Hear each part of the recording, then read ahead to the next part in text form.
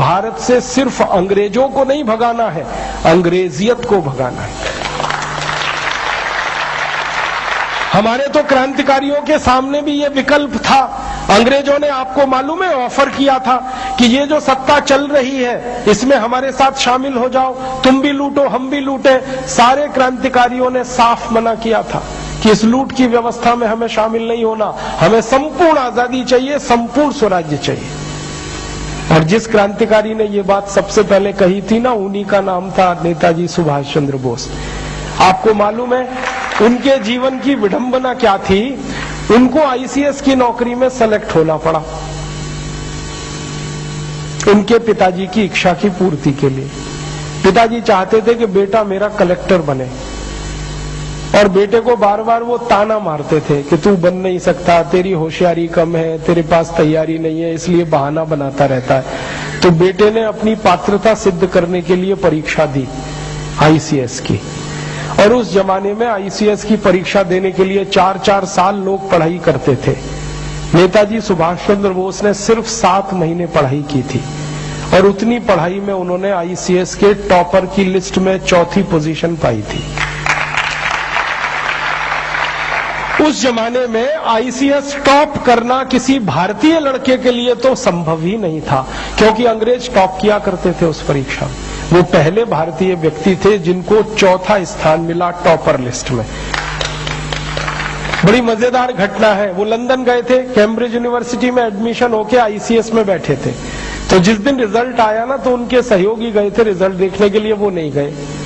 तो उनके सहयोगियों ने नाम देखा तो कहीं नहीं मिला, तो उनको आके कहा कि तुम तो पास ही नहीं हुए। तो उन्होंने कहा ठीक है कोई बात नहीं, पास नहीं हुए।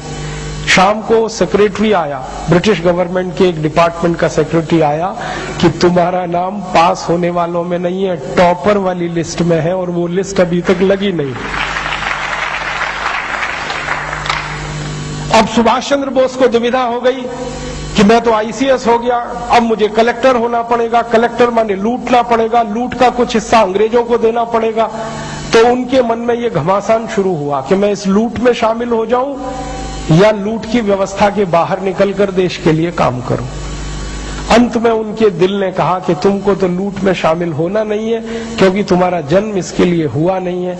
उन्होंने नौकरी को रिजाइन किया।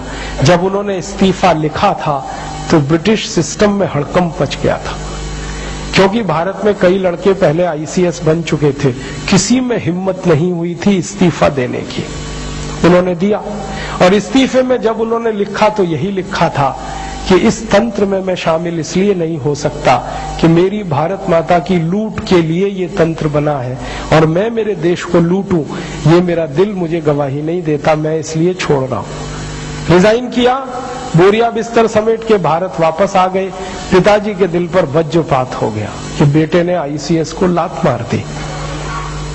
तो बेटे ने पिता को समझाया कि इस नौकरी में तो मैं लात ही मारूंगा हर बार, जब तक भारत को लूटने की व्यवस्था ये करेगा तंत्र, तब तक मैं इसमें शामिल नहीं हो सकता।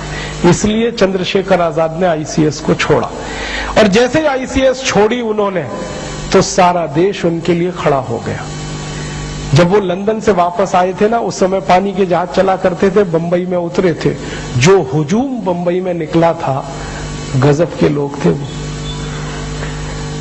तो उन्होंने उसी दिन कह दिया था कि अब तो भारत आजाद हो जाएगा। क्यों?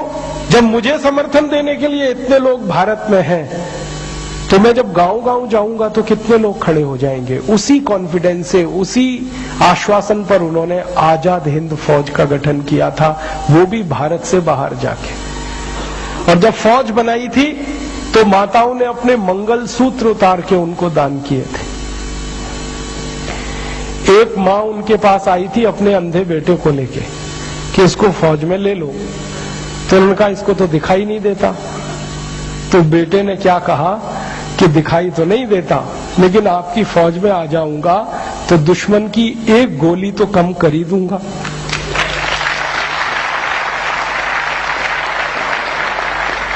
ऐसा उत्साह, इतना समर्थन।